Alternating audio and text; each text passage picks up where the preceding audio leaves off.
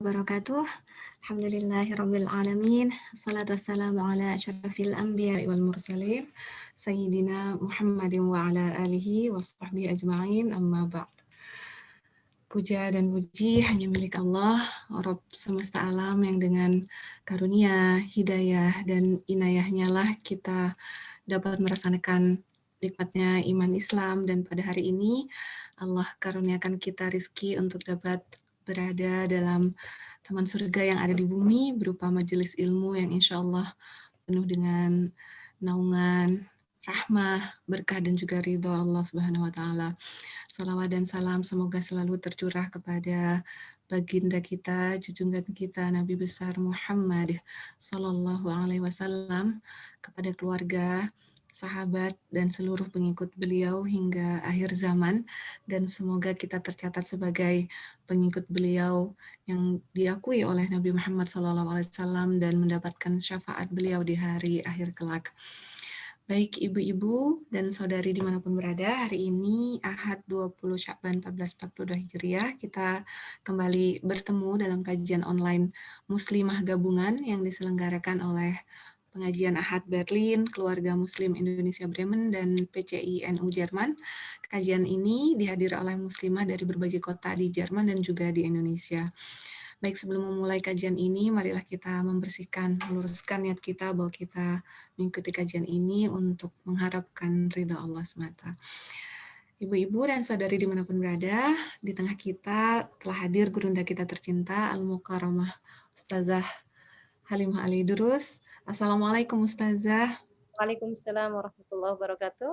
Bagaimana kabarnya Ustazah? Alhamdulillah baik.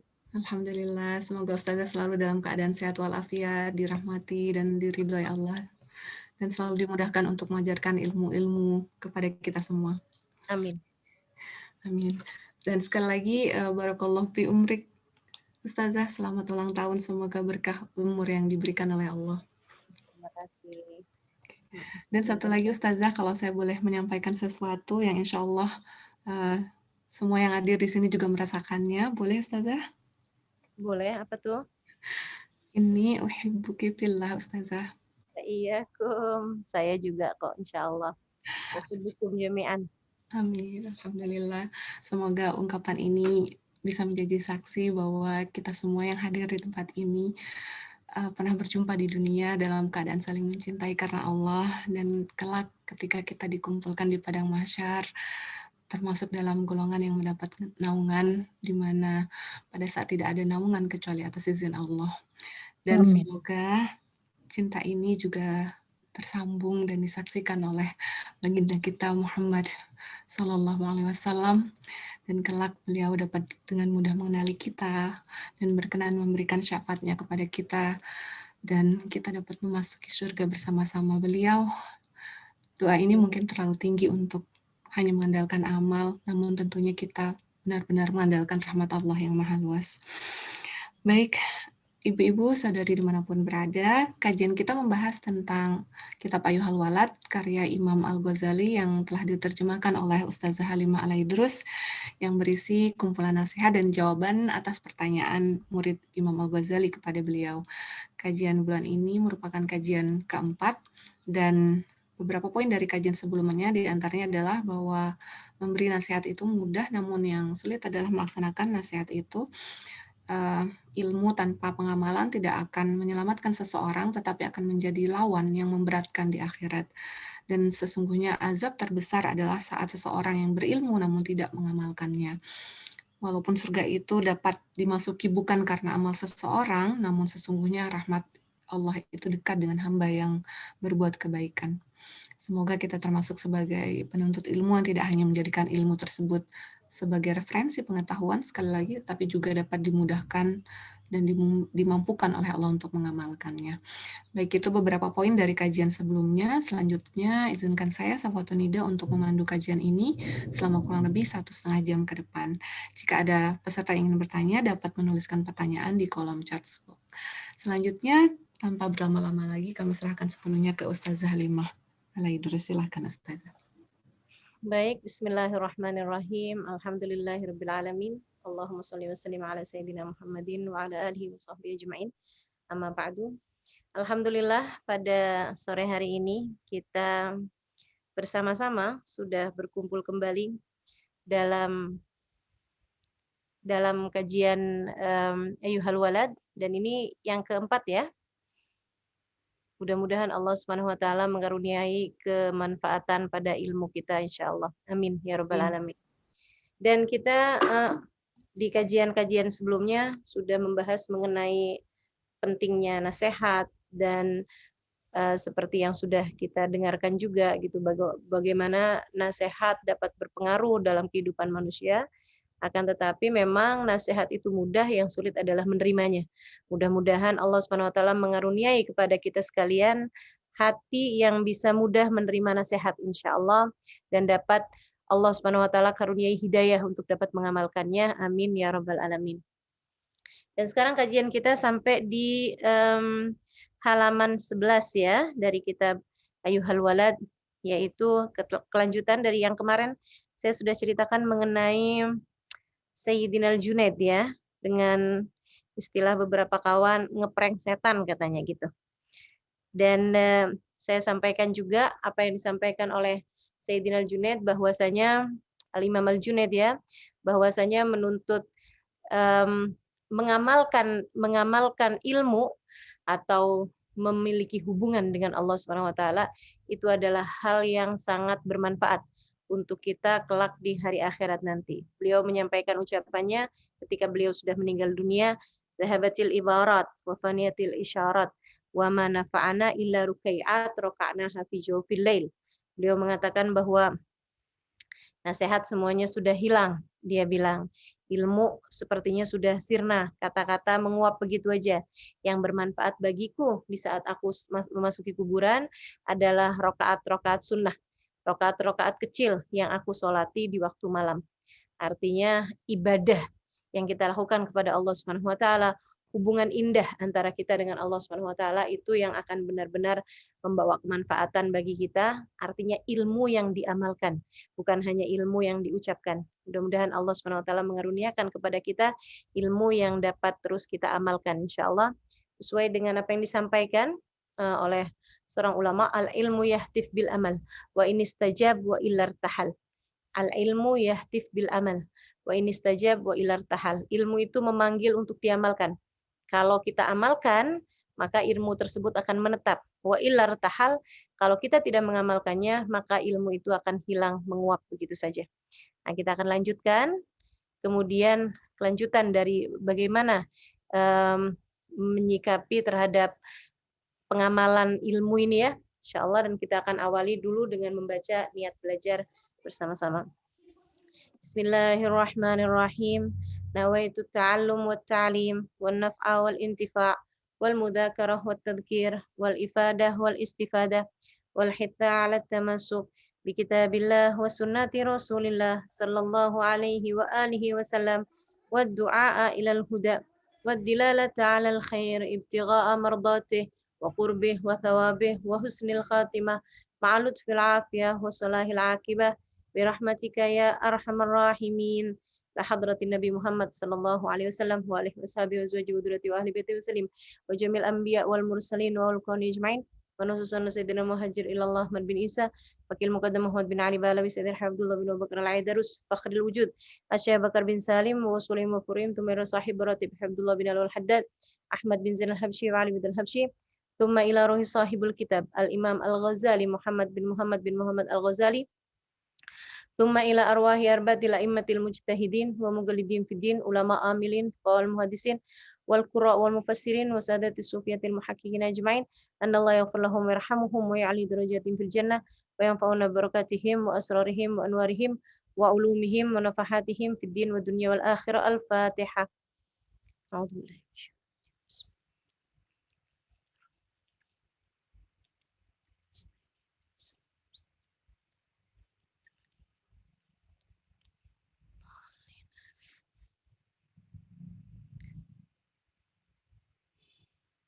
Mohon maaf nih sebelum saya mulai, ini yang tentang seperti seorang pemberani ilmu kalau tidak diamalkan, seperti seorang pemberani yang punya pedang tapi tidak memakainya, itu sudah saya bahas belum? Sudah. Sudah. Sudah ya. Berarti ini halaman 11-12 ini sudah ya? Udah. Ya, sudah. Oke. Berarti sekarang yang halaman 13. Betul? Iya, Sudah juga. Jazaan bima kanu ya'malun. Ayat-ayat ini sudah saya baca? Belum kayaknya. belum. Belum ya. Mengenai pentingnya beramal atau pentingnya berbuat, tidak hanya sekedar berilmu, Allah Subhanahu wa taala mengatakan wa an laisa lil insani illa ma sa'a di surat An-Najm ayat 39, dan tidak ada nilai bagi seseorang melainkan apa yang telah diusahakannya. Artinya apa yang telah dilakukannya. Kalau dia tidak melakukannya, ya dia tidak memiliki nilai apa-apa. Artinya nilaimu adalah apa yang sudah kamu lakukan. Nilaimu adalah karyamu, nilaimu adalah hasil kerjamu, nilaimu adalah apa yang telah kamu lakukan sewaktu di dunia. Kalau baru ngomong-ngomong aja sih belum dianggap gitu. Kalau baru niat tanpa pernah berusaha untuk mengamalkannya, nah itu belum banyak dianggap gitu. Akan tetapi sesudah niat baik, tentu saja kita juga kemudian mengamalkan apa yang menjadi niat baik tersebut. Juga firman Allah Subhanahu wa taala di ayat yang lain, "Faman kana yarju liqa'a rabbih falyamal amalan shalihan." Di surat Al-Kahfi ayat 110. Di akhir Al-Kahfi Allah Subhanahu wa taala mengatakan, "Faman kana yarju liqa'a rabbih." Siapa yang berharap dapat berjumpa dengan Tuhannya, artinya mendapatkan keridhaan Allah Subhanahu wa taala, Allah nggak bilang hendaklah dia menyampaikan atau memaparkan kajian ilmiahnya, akan tapi Allah Subhanahu wa taala memerintahkan falyamal amalan sholihah. Hendaklah dia mengerjakan amal kebaikan. Jadi kalau baru bisa dianggap kalau sudah dikerjakan, kalau baru kamu amalkan, kalau baru kamu pelajari, baru kamu pahami, nah itu belum bisa dianggap gitu. Jazaan bima kanu ya'malun. Allah Subhanahu wa taala juga berfirman dalam surat As-Sajdah ayat 17, jazaan bima kanu ya'malun. Itu adalah merupakan balasan bima kanu ya'malun, sesuai dengan apa yang telah mereka perbuat. Gitu ya. Kata Allah Subhanahu wa taala dalam ayat yang lain, jazaan bima kanu yaksibun. Merupakan balasan bima kanu yaksibun, atas apa yang telah mereka kerjakan. Innal ladzina amanu wa 'amilus shalihat. Firman Allah dalam Al-Kahfi 107 108. Innal ladzina amanu wa 'amilus shalihati kanat lahum jannatul firdausi nuzula. Khalidina fiha la yabghuna anha hiwala. Innal ladzina amanu, sesungguhnya orang-orang yang beriman, wa 'amilus shalihat. Jadi enggak cukup beriman aja, tapi juga harus 'amilus shalihat. Dia mengerjakan amal-amal saleh, mengerjakan kebaikan-kebaikan. Kanat lahum jannatul firdausi nuzula. Maka bagi mereka ada surga firdaus nuzula sebagai jamuan Allah Subhanahu wa taala bagi mereka. Khalidina fiha, mereka kekal di dalamnya. La yabghuna anha hiwala, mereka tidak mau pindah dari sana, tidak akan pindah dari sana. Ini juga ayat ini juga mengatakan, menceritakan bahwa tidak cukup hanya dengan amanu, tidak cukup hanya dengan beriman, tapi harus juga amilus sholihat. Sehingga dengannya kita bisa dapat apa yang dijanjikan Allah Subhanahu wa taala, yaitu surga firdausnya. Dalam ayat yang lain, Allah Subhanahu wa taala surat Al-Furqan ayat 70 mengatakan ila man taba wa amana wa amila amalan salihah. Orang-orang yang tidak dimurkai Allah itu adalah orang yang tab, yang bertaubat kepada Allah Subhanahu wa taala, wa aman, dia beriman, tapi bukan hanya taubat dan beriman aja, harus amila amalan salihah, dia mengerjakan amalannya amal-amal kebaikan, amal-amal yang soleh. Demikian pula dengan hadis Nabi Muhammad alaihi salatu wassalam, di mana Nabi Muhammad mengatakan dalam masalah pentingnya beramal, pentingnya berbuat. Tidak hanya sekedar mempelajari, tapi juga kamu amalkan ilmu kamu, pentingnya beramal ini. Hadis Nabi Muhammad alaihi salatu wassalam mengatakan, buniyal islamu ala khams. Islam itu diberdirikan di atas 5 tiang. Islam itu diberdirikan di atas 5 perkara. Islam ditegakkan dengan adanya 5 tiang ini, baru berdiri bangunan Islam. Apa itu? Syahadatu an la ilaha illallah wa anna Muhammadar Rasulullah, bersaksi bahwa tidak ada Tuhan kecuali Allah dan bahwa Nabi Muhammad utusan Allah. Wa iqamis shalah, mendirikan salat. Ita'iz zakah, mendatangkan zakat, shaumi Ramadan, berpuasa di bulan Ramadan, hajjul bait man istata'a ilaihi sabila, haji menuju ke Baitullahil Haram, man istata'a ilaihi sabila, bagi yang mampu jalannya. Haji bagi yang mampu. Hadis rawahu Bukhari Muslim. Ini merupakan salah satu hadis terpenting dalam Islam yang memang menceritakan tentang terberdirikannya bangunan Islam itu di atas 5 perkara ini. Bukan hanya sekedar kamu bersaksi ataupun kamu berniat atau kamu mempelajari Islam, akan tetapi Islam baru berdiri tegak jika kamu sesudah bersaksi dengan lisan kamu tidak ada Tuhan kecuali Allah, Nabi Muhammad utusan Allah, itu juga harus ada 4 hal perkara lain yang membutuhkan untuk dikerjakan, yaitu iqamus shalah, mengerjakan sholat, dan tidak cukup hanya dengan yang penting hati saya udah sholat, yang penting saya sudah berzikir. Iqamus shalah adalah mendirikan sholat. Bahkan di sini bahasanya bukan fi'lus shalah atau bukan ada'us shalah, bukan mengerjakan sholat ataupun melakukan sholat, akan tetapi iqam. Iqam ini perbedaan dengan fi'lus shalah atau dengan ada'us shalah. Perbedaannya adalah iqam ay iqamatuha ala wajhiha, yaitu memberdirikan sholat sesuai dengan syarat rukunnya. Sehingga kalau ada orang sholat tapi waktunya tidak sesuai, dianggap tidak mengerjakan sholat. Sebab dia tidak iqamus sholat. Misalnya ada orang sholat tapi caranya tidak sesuai dengan syariatnya sholat, dia pun juga tidak mengerjakan sholat. Orang mengerjakan sholat tapi ngadepnya nggak ke arah kiblat, misalnya gitu. Ataupun tidak menutup auratnya, ataupun rokaatnya tidak betul, atau bacaan-bacaannya tidak betul. Nah ini juga dianggap tidak mengerjakan sholat gitu. Sebab yang dimaksud dengan mengerjakan sholat itu adalah iqamus sholat, memberdirikan sholat tersebut sesuai dengan syarat dan rukunnya. Dari sini kita tahu bahwa Islam itu dikerjakan atau menjadi sempurna, menjadi terberdirikan bukan hanya sekedar dengan niat dan ilmunya saja, dengan hanya sekedar tahu bahwa sholat wajib gitu, nggak bisa begitu, akan tetapi harus dilaksanakan. Pengamalan terhadap ilmu, pengamalan terhadap apa yang sudah kita tahu dalam syariat agama Islam, ini yang akan menjadi cara Allah Subhanahu wa Ta'ala memasukkan kita ke dalam surganya insya Allah, dan juga merupakan sarana Allah Subhanahu wa Ta'ala menilai kita. Menilai kita bukan hanya dari pemikiran kita, bukan hanya dari niat kita, bukan hanya dari ilmu kita, akan tetapi menilai kita juga dari pekerjaan kita. Apa yang sudah kamu lakukan selama hidupmu di dunia ini? Bagaimana sholatmu, bagaimana zakatmu, bagaimana puasa Ramadanmu, dan apakah kamu yang mampu secara finansial, mampu secara kekuatan badan, apakah kamu sudah melaksanakan ibadah haji sesuai dengan yang telah diperintahkan oleh Allah Subhanahu wa Ta'ala.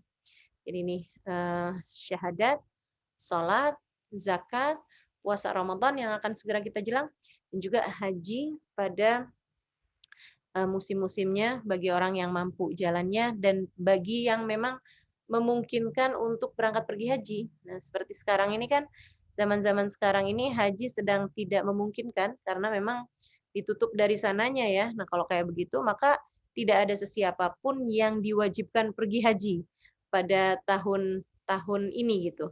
Pada tahun di mana memang pemerintahnya sendiri menutup untuk datangnya jemaah haji dari mana-mana tempat gitu. Lagi pula bukankah, katanya beliau, bukankah iman itu sendiri adalah ucapan bil lisan? Bukankah iman itu sendiri adalah ucapan bil lisan? Pembenaran dengan hati dan pengamalan dengan anggota badan. Artinya bahwa Islam itu tidak cukup hanya dengan ucapan dengan lisan, akan tetapi harus ada pembenarannya di hati dan juga harus ada amalun bil arkan, pengamalan dengan anggota badan. Jadi katanya bulan wal iman qaulun bil lisan wa tasdiqun bil janan wa amalun bil arkan. Wa dalilul a'mal aktsar min an yuhsa wa in kana al-'abd yablughul jannah bi fadlillah wa karamih walakin ba'da an yasta'id bi ta'atihi wa ibadatihi li'anna rahmatullah qaribun minal muhsinin. Kata beliau, dalil tentang wajibnya kita mengamalkan amal soleh sangat banyak dan tidak terhitung. Meskipun memang seorang hamba dapat masuk surga dengan rahmat dan kedermawanan Allah Subhanahu wa taala, akan tetapi surga itu adalah karunia bagi hamba yang taat dan mengerjakan ibadah. Karena sungguhnya Allah Subhanahu wa taala mengatakan inna rahmatallah qaribun minal muhsinin. Sungguhnya rahmat Allah Subhanahu wa taala itu dekat bagi orang-orang yang muhsin, bagi orang-orang yang berbuat kebaikan. Walau qil, kalau kemudian dikatakan, jika ada yang berdalih, jika ada yang bilang, ya blug aidan bimujarradil iman. Bukankah surga itu atau bukankah rahmat Allah Subhanahu wa taala itu bisa diraih dengan iman? Bukankah iman aja udah cukup untuk menyampaikan kepada rahmatnya Allah, untuk menyampaikan kepada surga gitu. Qulna, kata Imam Ghazali, maka kami jawab, na'am, benar juga sih. Walakin mata yablugh kam min aqabatin qu'ud tastaqbiluhu ila an yasil. Benar juga memang surga bisa kamu masukin hanya dengan iman. Asal iman kamu la ilaha illallah Muhammad Rasulullah, insya Allah ujungnya surga. Angkatan tapi berapa banyak rintangan berat yang harus dia tempuh untuk bisa sampai di surga tersebut. Istilahnya masuk surga sih, tapi sebelumnya mangkal dulu di neraka gitu. Masuk surga sih, tapi masuknya ntar kapan tahu gitu. Habisnya kamu berada dalam keadaan-keadaan sulit di hari akhirat nanti yang akan membuatmu menyesal. Kenapa dulunya kamu tidak mau bersabar-sabar untuk mengerjakan ibadah sewaktu kamu di dunia ini. Rintangan pertamanya adalah ujian iman itu sendiri, katanya beliau. Wa awwalu tilkal aqabatul iman. Annahu hal yaslim minas salbi amla. Pertamanya nih, rintangan pertamanya adalah justru dari rintangan keimanan itu sendiri. Ujian iman itu sendiri. Apakah dia berhasil mempertahankan imannya sampai mati atau enggak gitu.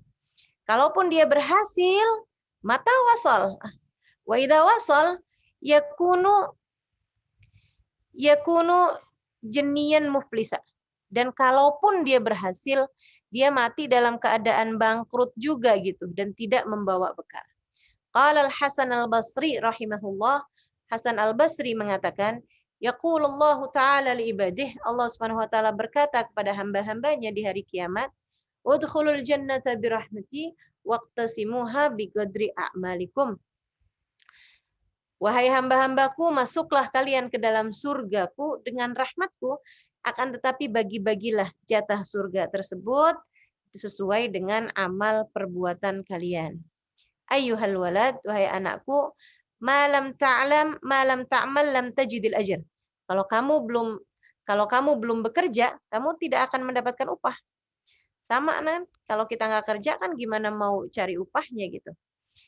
Huki anna rajulan min bani Israel, wallahu a'lam bishawab. Jadi teman-teman saya sekalian, di kajian ini Sayyidina Imam Al-Ghazali rahmatullahi alaih wa nawwarallahu dharihah wa nafa'ana bi ulumihi wa bi ulumihi fid dharain, amin. Semoga Allah Subhanahu wa taala karuniakan kemanfaatan ilmu Imam Ghazali kepada kita sekalian.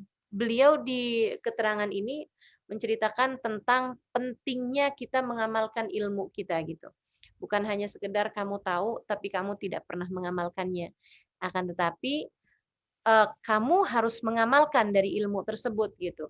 Dalam artian jangan sampai terhalang dari mengamalkan ilmu itu gitu. Ilmu itu baru bisa bermanfaat ketika kamu mengamalkannya, ketika kamu melaksanakannya dalam kehidupan. Selagi kamu jauh dari mengamalkannya, ya kamu belum dapat pahalanya gitu. Kita tahu nih, misalnya fadilahnya tahajud. Kita tahu hadis-hadis mengenai tahajud. Kamu belum akan dapat pahalanya tahajud sampai kamu mengerjakan tahajud itu sendiri. Kan begitu ya? Kita tahu pahalanya zikir. Kita bisa memberitahu pahalanya zikir kepada orang lain misalnya gitu. Tapi kamu baru bisa dapat pahalanya zikir tersebut kalau kamu sudah mengamalkannya dalam kehidupan. Kamu tahu pahalanya membaca sholawat. Kamu paham fadilah-fadilahnya sholawat.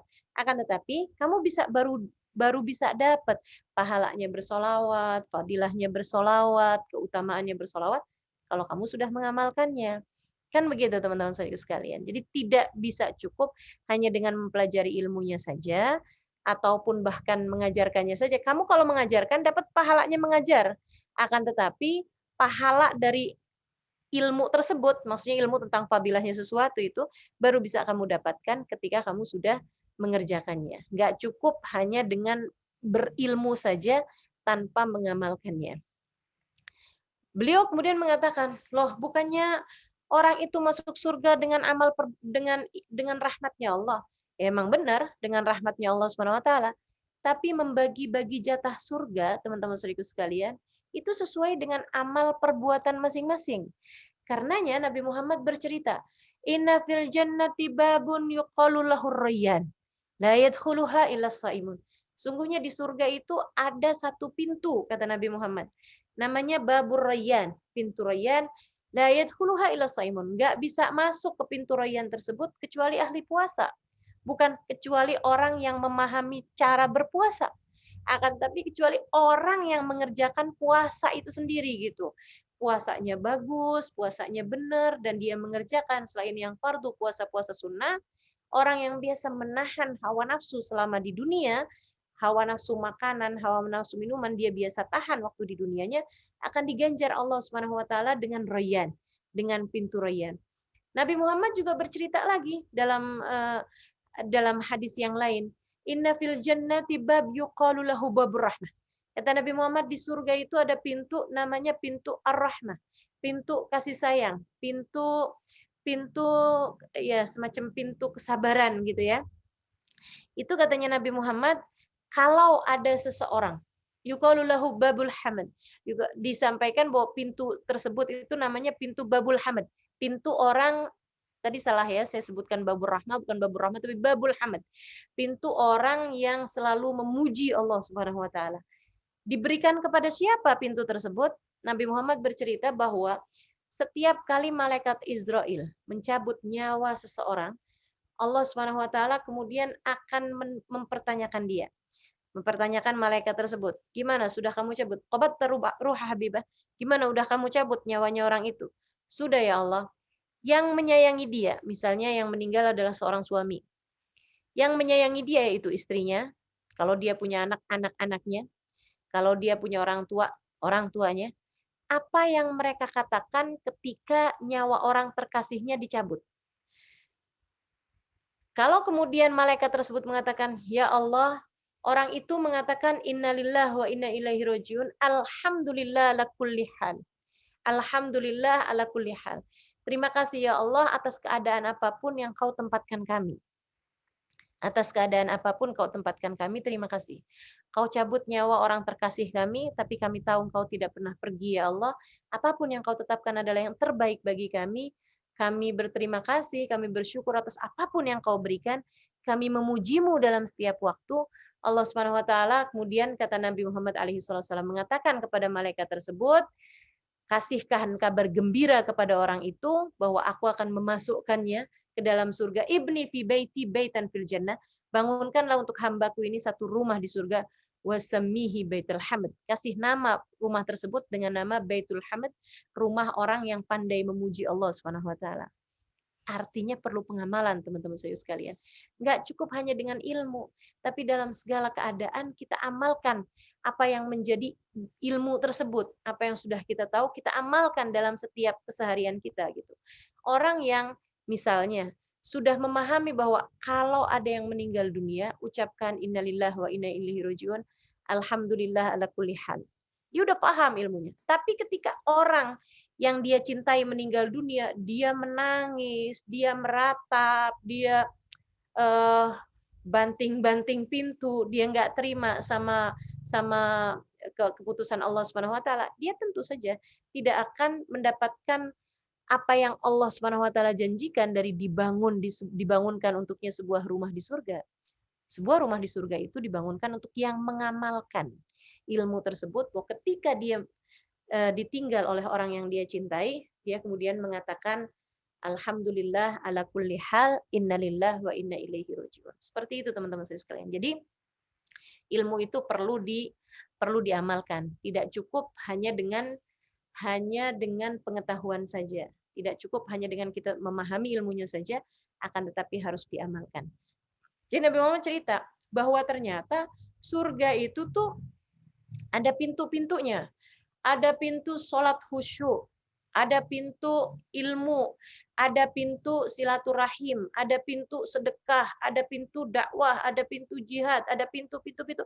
Begitu banyak pintu teman-teman saudara sekalian. Tentu yang saya maksudkan di sini dengan jihad bukan jihad bawa bom bunuh diri ya. Yang saya maksudkan dengan jihad di sini adalah berjuang li'la kalimatillah untuk memberdirikan ajaran agama Islam.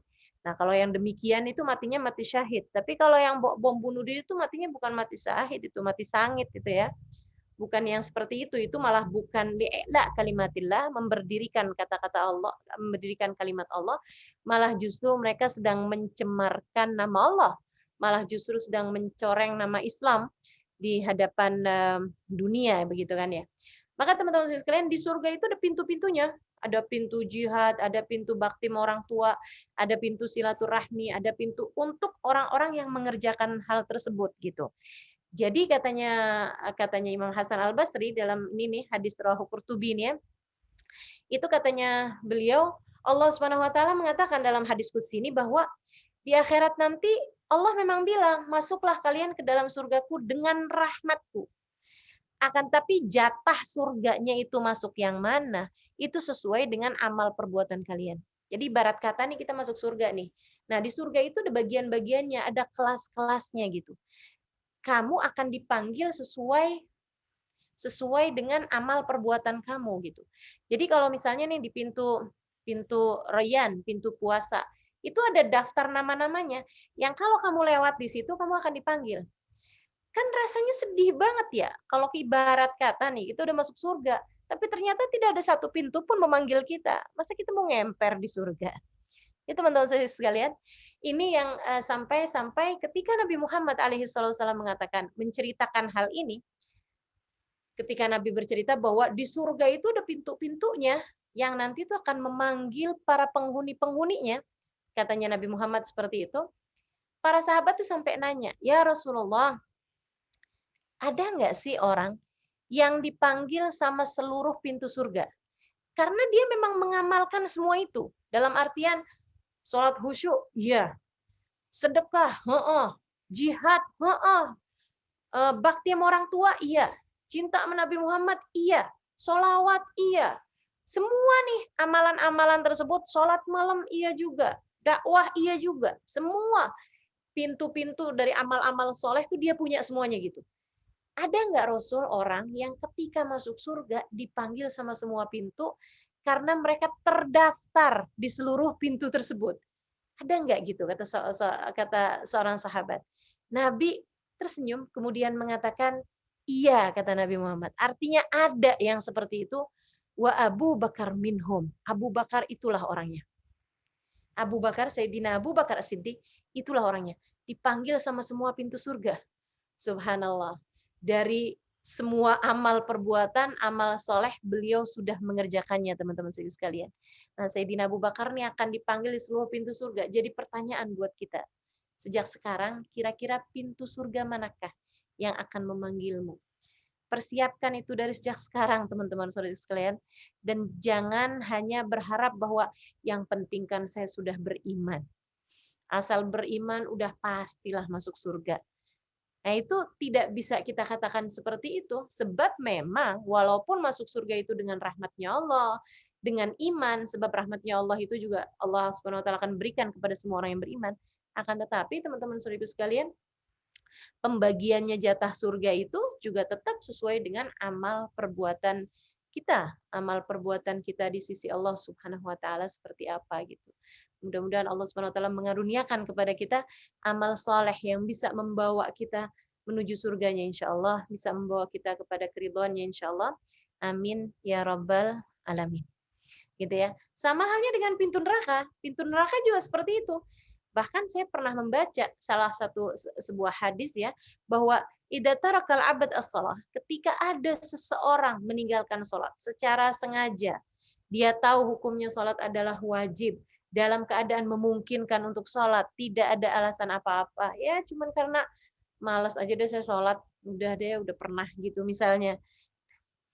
Disuruh sholat, dia bilang dia udah pernah juga gitu ngerjain sholat gitu kan, malas dia ngerjain sholat. Satu hari sholat yang ditinggalkan itu membuat namanya tertulis di pintu neraka, naudzubillah.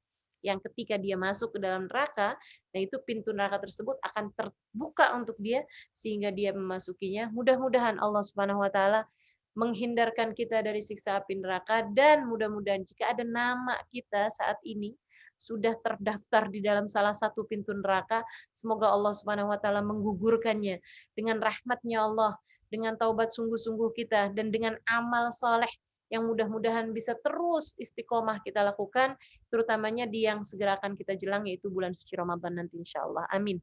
Ya Rabbal Alamin.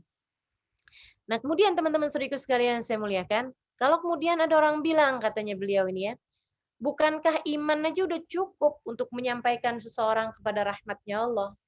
Beliau bilang, iya, iya juga sih. Tapi kapan sampainya? Ibarat kata, kamu beriman, itu bisa memasukkan kamu ke dalam surga. Benar, benar banget, kata Imam Ghazali. Syaratnya masuk surga emang iman.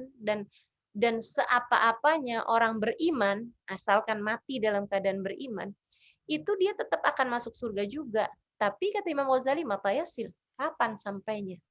Ini Imam Ghazali ketika menyampaikan ini um, mengingat kepada apa yang dikisahkan oleh Nabi Muhammad alaihissalam, bahwasanya di hari akhirat nanti teman-teman saudara sekalian, umat Islam kita ini, umat Nabi Muhammad alaihissalam, ini adalah orang-orang pertama yang lewat jembatan Sirat.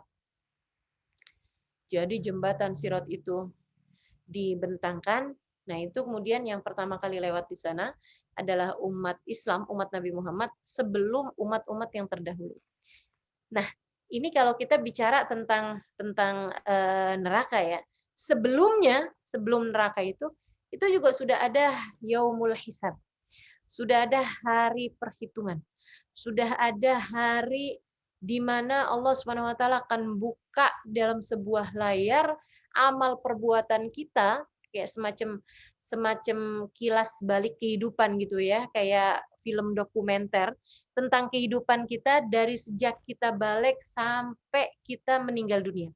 Itu akan dibuka oleh Allah Subhanahu wa taala sebelum saat melewati hisab. Kata Nabi Muhammad alaihissalam, "Mamin mamin abdin illa wasayukallimuhu rabbuh. Laisa bainahu wa bainahu tarjuman." Nah, nanti di hari akhirat semua dari kalian akan berhadapan langsung dengan Allah Subhanahu wa taala, tidak ada perantara di antara kalian. Nah, itu juga ada saat yaumul mu'arabah, saat Allah Subhanahu wa taala membuka layar lebar kita itu di hadapan semua makhluk-makhluknya Allah Subhanahu wa taala untuk diperlihatkan perbuatan-perbuatan kita sewaktu di dunia. Ini teman-teman saya sekalian, kalau ketika dibuka itu kita banyak hal-hal yang membuat kita malu dari perbuatan dosa atau hal-hal yang kita lalai dari Allah Subhanahu wa taala akan membuat kita malu luar biasa. Ini belum urusan surga, belum urusan neraka nih. Baru urusan diperlihatkan layar perbuatan kita. Itu aja udah setengah mati rasanya. Apalagi terutamanya buat orang-orang yang sewaktu hidup di dunia dianggap sebagai orang saleh, dianggap sebagai orang baik gitu kan. Ah, ternyata amal perbuatannya begitu-begitu aja, nggak ada ibadahnya, malam-malam tidur semuanya waktunya. Kalau siang isi hidupnya cuma makan aja, sibuk sama makanan aja nih waktu hidupnya nih. Siang makan, kalau tidur, kalau malam tidur, tidak ada ibadahnya, tidak ada bangunnya. Kalaupun dia mengerjakan sholat, sholatnya juga dia kerjakan dengan begitu buru-buru, tidak menghayati makna-makna sholat tersebut, tidak memberdirikan sesuai dengan haknya. Saudariku sekalian, ini akan membuat orangnya tersebut malu. Belum lagi jika yang ditampilkan adalah perbuatan-perbuatan dosa di saat tidak ada sesiapapun yang melihat. Bahkan kabarnya ketika dibuka layar tersebut, dari malunya seseorang sampai sampai berguguran daging wajahnya. Dari malunya seseorang pada hari itu sampai dengan membuat dia berguguran daging wajahnya. Mudah-mudahan Allah Subhanahu wa taala menutupi aib-aib kita di hari akhirat nanti insyaallah. Amin ya rabbal alamin. Memaafkan seluruh dosa kita, menggugurkan seluruh aib-aib kita, dan menutupi apa yang seharusnya tidak membuat kita bangga, apa yang seharusnya membuat kita malu di hari akhirat. Semoga Allah Subhanahu wa taala menutupinya insyaallah. Amin ya rabbal alamin. Makanya salah satu doa dari Sayyidina Ja'far kalau nggak salah ya, Sayyidina Ja'far bin Abi Thalib. Beliau mengatakan, "Ya Allah, Engkau telah menutupi aibku di dunia, penutupan aibku di hari akhirat nanti lebih aku harapkan lagi. Ya Allah, kama satartani fid dunya fasatruka fil akhirah ahwaj ilayya. Ya Allah, jika Engkau telah menutupi aibku di dunia, maka aku lebih mengharapkan lagi untuk ditutupi aibku di hari akhirat nanti. Sebab pembukaan aib di hari akhirat, teman-teman saudara sekalian, jauh lebih memalukan, jauh lebih menakutkan, jauh lebih mengerikan daripada pembukaan aib-aib kita di dunia ini. Kita dipermalukan di dunia aja udah setengah mati, apalagi di hari akhirat. Mudah-mudahan Allah selamatkan kita insya Allah. Amin. Ya Rabbal Alamin. Dan gini, siapa yang suka menceritakan perbuatan dosanya di dunia, itu dikhawatirkan ketika nanti di hari akhirat, Allah kemudian menampakkan dosa-dosa tersebut padahal dia sudah mentaubatinya, karena Allah Subhanahu wa taala itu kan ahkamul hakimin. Hakim hakim yang paling adil. Allah Subhanahu wa taala itu adalah hakim yang paling adil. Karenanya disarankan, direkomendasikan pada semua teman-teman jangan suka menceritakan perbuatan dosamu. Tutupi rapat-rapat. Nggak usah cerita-cerita, gitu kan? Kalau misalnya kita habis ngerjain dosa apa aja, nah itu sebaiknya tutup rapat-rapat dosa tersebut, jangan ceritakan kepada siapapun, sebab khawatirnya kalau kita bercerita aib-aib kita, dosa-dosa kita kepada orang lain, saat Allah Subhanahu wa taala menutup rapat aib-aib kita di hari akhirat nanti dengan tidak ditampilkan di layar kita, nah itu ada yang protes gitu dari hamba-hamba Allah ini, dari kawan-kawan kita ini. Ya Allah, tunggu dulu. Hari itu dia bilang, dia cerita sama saya, katanya dia ini loh, dia telepon laki-laki yang bukan suaminya, dia ketemuan sama laki-laki istri suaminya fulan bin fulan. Itu akan diceritakan kembali dan kemudian karena Allah adalah ahkamul hakimin ditampakkan lagi. Maka tutupi aib-aibmu, tutupi rapat-rapat aib-aibmu sebab kamu pasti tidak akan berharap aibmu dibuka di hari akhirat nanti. Jangan pernah ceritakan dosa-dosamu kepada siapapun, teman-teman. Itu baru di saat eh, masih masih ini ya, alam masih alam mahsyar, masih padang mahsyar. Belum lagi sesudah itu Allah Subhanahu wa taala akan perhitungkan betul-betul. Belum lagi sesudah itu akan ada penimbangan amal. Ya Allah, tegangnya luar biasa teman-teman saudaraku sekalian. Imam Ghazali menyebutkan dalam Ihya Ulumuddin, ada orang-orang yang timbangannya itu ngepas antara dosa sama lalainya, antara dosa sama amal baiknya. Itu ngepas, Allah Subhanahu wa taala kemudian kemudian memberhentikan dulu gitu. Tunggu dulu nih, nggak bisa dilanjutkan dulu karena nggak bisa ngepas kayak begini gitu kan. Coba cari lagi. Diteliti-teliti ternyata ada kalimat yang dia sampaikan kepada ayahnya atau kepada ibunya, maka kalimat tersebut ditaruhkan di timbangan amal keburukan sehingga beratlah timbangan amal perbuatan dosanya. Imam Ghazali kemudian mengatakan, pikirkanlah jangan berani-berani berbuat perbuatan dosa sebab bisa jadi kalau keadaannya seri pada masa tersebut, kalau keadaannya imbang pada masa tersebut, jangan sampai perbuatan dosa kecil yang kamu tidak anggap ini akan memenuhi timbangan amal keburukanmu, akan memperberat timbangan amal keburukanmu. Dan demikian pula dengan jangan remehkan kebaikan sekecil apapun karena bisa jadi yang sekecil itu yang kemudian bisa melebihkan timbangan amal kebaikanmu tersebut. Itu baru di saat hisab, teman-teman saudaraku sekalian. Yang pada saat itu, orang-orang yang kaya-kaya hidupnya, dari halal, kaya dari halal, itu akan menyesali dari panjangnya hisab yang mereka jalani. Mereka sampai menyesal, ya ampun, nih gara-gara dunia saya nih yang banyak, akhirnya saya banyak hisabnya, saya panjang hisabnya, sementara teman-teman saya yang hidupnya tidak punya banyak harta, mereka yang hidupnya tidak punya banyak hal-hal dalam kehidupannya, malah justru begitu mudahnya melewati hisab ini. Itu mereka sudah menyesal, teman-teman saudaraku sekalian. Ini masih di padang mahsyar. Belum lagi kalau sudah lewat di atas jembatan. Saudaraku sekalian saya muliakan, orang-orang yang mampu selamat sampai di ujungnya, tentu saja yang tidak punya dosa untuk mohon maaf sebentar, tidak punya dosa, sebentar.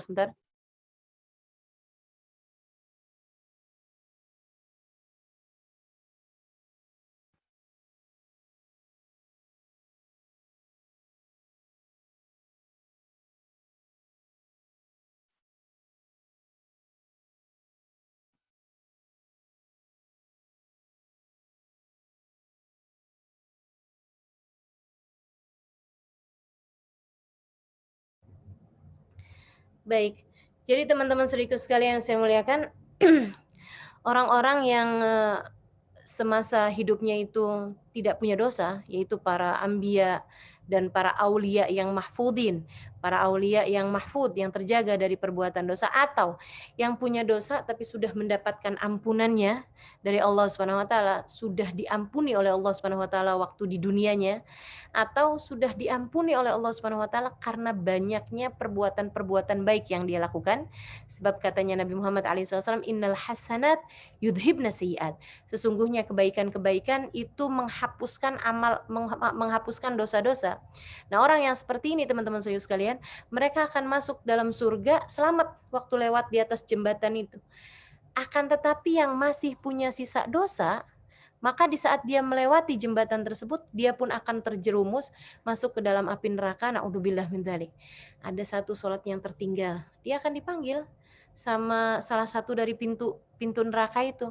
Atau misalnya ada kedurhakaan kepada orang tua, atau misalnya ada perselingkuhan di dalam rumah tangganya, atau misalnya ada apapun aja yang dia lakukan dalam kehidupannya di dunia dari dosa-dosa yang belum diampuni oleh Allah Subhanahu wa taala dan tidak menjadi terhapuskan karena banyaknya perbuatan amal kebaikannya, itu akan membuat dia mangkal dulu ke dalam neraka, akan membuat dia masuk dulu, transit dulu ke dalam neraka, teman-teman saudaraku sekalian. Dan jangan bayangkan seperti apa, sebab inna yauman inda rabbika ka alfi sanatin mimma ta'udun. Jangan pernah berkata, ah nggak apa-apalah, sehari aja sih transit di neraka, sebab satu harinya inna yauman inda rabbika ka alfi sanatin mimma ta'udun. Satu hari di dalam masa hidup di akhirat nanti setara 1000 tahun. 1000 tahun dari kehidupan kalian di dunia. Mangkal di dalam neraka, teman-teman saudara sekalian. Transit di dalam neraka, teman-teman saudara sekalian. Sejam, 2 jam, rasanya udah seperti apa. Apalagi kalau sampai berhari-hari, teman-teman. Apalagi kalau sampai untuk waktu yang sangat lama. Kamu akan menyesalinya. Satu hari di sana setara 1000 tahun dari hidup kalian waktu di dunia gitu. Maka bersabarlah yang sebentar ini. Kenikmatannya toh juga cuman segitu-gitu aja. Kesenangannya juga bukan kesenangan-kesenangan yang benar-benar seneng kok gitu. Cuman segitu-gitu aja, maka sabar-sabarin. Waktunya sholat, sholatlah. Waktunya ibadah, kerjainlah. Dan mintalah kepada Allah Subhanahu wa taala agar selalu membimbingmu hingga dapat menjalankan kewajiban kita di atas muka bumi ini dengan cara-cara yang terbaik. Sebab yang akan kita hadapi bukan main-main, teman-teman saudaraku sekalian. Dan kita tidak punya waktu untuk berbekal kecuali saat kita di atas muka bumi ini. Kita tidak punya waktu untuk mempersiapkannya kecuali saat kita hidup di dunia ini. Saat kita hidup di dunia ini, kita nggak punya waktu yang lain lagi gitu. Maka teman-teman sekalian, saya sangat-sangat menyarankan untuk kita lebih berhati-hati lagi mempergunakan setiap waktu-waktu yang kita punya menjalankan ibadah kepada Allah Subhanahu wa taala, dan jangan pernah tertarik untuk mengerjakan perbuatan dosa. Ucapkan selamat tinggal untuk perbuatan dosa. Kamu nggak akan bisa tahan. Kamu kamu tahan kok ninggalin dosa.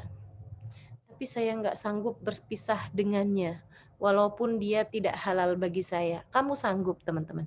Sebelum ini juga kamu sanggup. Jadi tinggalkan dia. Sebab kamu tidak sanggup jika nanti kamu harus masuk ke dalam murka Allah Subhanahu wa taala. Kamu nggak akan sanggup pada saat tersebut. Maka kerjakan yang kamu sanggup sekarang untuk menghindarkanmu dari sesuatu yang kamu nggak akan sanggup nantinya. Saya nggak sanggup kalau saya ninggalin minuman keras. Kamu sanggup, teman-teman saudaraku sekalian. Kamu sanggup. Ninggalin apapun kamu sanggup. Sebab kalau kamu tetap mengerjakannya sekarang, kamu nggak akan pernah sanggup terhadap azabnya nanti di hari akhirat. Terhadap murka Allah nanti di hari akhirat. Maka tinggalin, teman-teman saudaraku sekalian. Mumpung masih Allah Subhanahu wa taala kasih waktu, sebab nggak ada waktu lagi kalau nggak sekarang saat kita berada di atas muka bumi ini. Mudah-mudahan Allah kasih taufik dan hidayah kepada kita sekalian untuk dapat mengerjakannya. Tapi saya nggak sanggup sholat 5 waktu. Kamu sanggup, kamu sanggup. Tapi saya nggak sanggup puasa di bulan Ramadan. Kamu sanggup, kamu sanggup. Karena di sini nih di Eropa misalnya waktunya jadi lebih panjang. Kamu sanggup, teman-teman sekalian. Kamu sanggup. Kamu sanggup. Saya nggak pernah dengar kok orang jadi mati karena puasa. Nggak ada. Jadi kita sanggup menjalankan semua ibadah itu, kita sanggup melakukannya. Tapi kalau saya nggak ngambil uang haram ini, saya nggak akan bisa bertahan hidup. Kamu bertahan hidup bukan dengan uang. Kamu bertahan hidup karena memang waktunya Allah Subhanahu wa taala masih siapkan untukmu. Jadi nggak ada ceritanya. Kamu sanggup untuk hidup sederhana, bisa kamu. Yang kamu nggak sanggup adalah harus hidup di neraka. Itu kamu nggak bakal sanggup. Maka kerjakan yang kamu sanggup sekarang untuk menghindarkanmu dari yang nggak akan kamu sanggup menjalaninya di hari akhirat nanti. Kalau sampai kemudian masuk ke dalam api neraka, kamu mangkal di sana, kamu transit di sana, kelihatannya sebentar, sehari 2 hari. Tapi seperti yang tadi saya sampaikan, sehari 2 harinya, 1 harinya, ka'alfi sanatin mimma ta'udun. Seperti 1000 tahun masa kalian hidup di dunia. Teman-teman saya sekalian, kan iman akan membuat dia keluar. Betul, iman akan membuat dia keluar. Apalagi jika dia adalah seorang pecinta Nabi Muhammad alaihissalam. Nabimu akan sujud untukmu. Minta kamu dikeluarkan. Sampai kemudian Allah SWT berkata, wahai malaikat, keluarkan dari dalam neraka semua yang di dalam hatinya memiliki sebiji darah iman. Sebiji kacang iman dalam hatinya keluarkan. Maka dikeluarkanlah jutaan orang dari umat Islam dari dalam api neraka, dibersihkan, masukkan ke dalam surga. Masih ada juga yang tersisa. Hamba-hamba Allah Subhanahu wa taala, orang-orang muslim yang 1 biji kacang iman dalam hatinya nggak ada. Nabi sujud lagi. Kemudian Allah Subhanahu wa taala bilang, keluarkan wahai malaikat yang dalam hatinya memiliki 1/2 biji kacang keimanan. Maka dikeluarkan lagi. Jadi sekalian, masih ada juga. Allah kemudian bilang, keluarkan yang di dalam hatinya memiliki 1 titik debu iman. Setitik debu iman dalam hatinya keluarkan. Jadi sekalian, masih ada juga orang-orang yang ada di dalam neraka. Dan mereka semuanya begitu menderita, begitu kesusahan. Mereka panggil-panggil Nabi Muhammad. Nabi kemudian mengatakan, ya Allah syafaatkanlah mereka. Hingga kemudian Allah mengatakan, wahai malaikat keluarkan yang matinya bawa iman. Semua orang yang matinya bawa iman keluarkan dia. Teman-teman saudariku sekalian saya muliakan, maka dikeluarkan semua yang matinya bawa iman. Asal mati bawa iman itu sebenarnya bisa selamat, tapi kapan selamatnya? Sesudah semua orang keluar dari dalam neraka, sesudah kamu mendapatkan berbagai macam kesulitan-kesulitan, berbagai macam derita, berbagai macam hal yang tidak menyenangkan, saudaraku sekalian saya muliakan, maka tidak sebanding. Kenikmatannya berbuat maksiat di dunia ini tidak sebanding. Nggak worth it sama sekali tidak pantas untuk kamu jadikan nggak apa-apalah sedikit-sedikit aja kok gitu. Nggak bisa kayak begitu teman-teman saudaraku sekalian. Yang kita punya dari dosa ini udah cukup. Udah nggak perlu kita tambahin lagi. Sudah waktunya kita untuk berbenah, sudah waktunya kita untuk berbuat, sudah waktunya kita untuk membenahi diri kita, sudah waktunya kita berjalan di jalan yang benar, sampai mudah-mudahan Allah Subhanahu wa taala memandang kita dengan pandangan kasih sayangnya, menghapuskan dosa-dosa yang kita punya, kemudian menaikkan derajat kita pada derajat yang tinggi, menjadikan kita Allah Subhanahu wa taala masukkan ke dalam surganya tanpa hisab, tanpa azab. Birahmatika ya arhamar rahimin wa bijudika ya ajwadal ajwadin innahu waliyyu dzalika wal qadir alaih. Teman-teman saya sekalian, Imam Ghazali kemudian bilang, lagi pula ya, kalau kamu bisa-bisanya mengerjakan dosa, itu katanya beliau, masalahnya juga rintangan pertamanya itu ujian iman. Orang yang punya banyak dosa tuh teman-teman saya sekalian, dosanya akan mungkin untuk membuat dia ditarik keimanannya oleh Allah Subhanahu wa taala justru di saat sakaratul maut. Ada begitu banyak orang-orang yang hidup dalam keadaan baik, akan tetapi kemudian karena perbuatan dosanya, satu dosa yang dia lakukan bisa membuat Allah Subhanahu wa taala murka kepadanya. Saya akan bercerita satu cerita yang sering diceritakan oleh Sayyidul Habib Umar bin Hafid semasa saya belajar di Tarim dulu ya. Jadi Habib Umar mengatakan zaman itu, masa itu belum banyak orang punya kamar mandi dalam rumah. Ada seorang perempuan lewat di sebuah kampung, dia mencari kamar mandi. Ainal hammam, kata si orang ini. Ada kamar mandi nggak ya? Di mana kamar mandi nih? Saya kepengen numpang kamar mandi gitu. Akhirnya ada seorang laki-laki, dia bilang, ayo ke rumah saya. Di rumah saya ada kamar mandinya. Perempuan ini pun masuk ke dalam rumah laki-laki itu, dan ternyata teman-teman saya sekalian, si perempuan ini yang memang adalah perempuan yang kurang takwa juga gitu ya, Dia pun kemudian melepas auratnya, melepas penutup auratnya, maksudnya dia lepas kerudungnya gitu kan, dia lepas sebagian bajunya, mungkin dia pakai baju luaran gitu kan, di dalamnya ada pakaian lagi gitu. Nah itu dia lepas-lepasin baju luarnya, dilepasin kerudungannya, di luar kamar mandi. Yang laki-laki ini kemudian melihatnya dan memandang perempuan ini ternyata cantik, badannya bagus, ternyata mulus, kulitnya cantik gitu kan, dan hatinya pun terfitnah. Hatinya terfitnah, sehingga kemudian ketika perempuan tersebut masuk ke dalam kamar mandi, si laki-laki ini menutupi semua pintu-pintu dalam rumahnya karena dia pikir dia ingin bersama dengan perempuan ini, maksudnya dia ingin berzina sama perempuan ini. Sampai ditungguin ketika perempuannya keluar, begitu perempuannya keluar, dia pun kemudian mengajak perempuan tersebut untuk berzina. Dan seperti yang tadi saya sampaikan, perempuan ini bukan perempuan bertakwa, perempuan-perempuan bandel, perempuan yang ahli dunia juga gitu. Sehingga perempuan ini kemudian bilang gitu, "Oh, kamu mau sama saya? Boleh juga kok. Kamu mau pacaran? Kamu mau main-main sama saya gitu? Boleh juga, kamu juga ganteng, kamu juga cakep, ayo aja. Cuman masalahnya saya ini sekarang lagi lapar," kata si perempuan ini.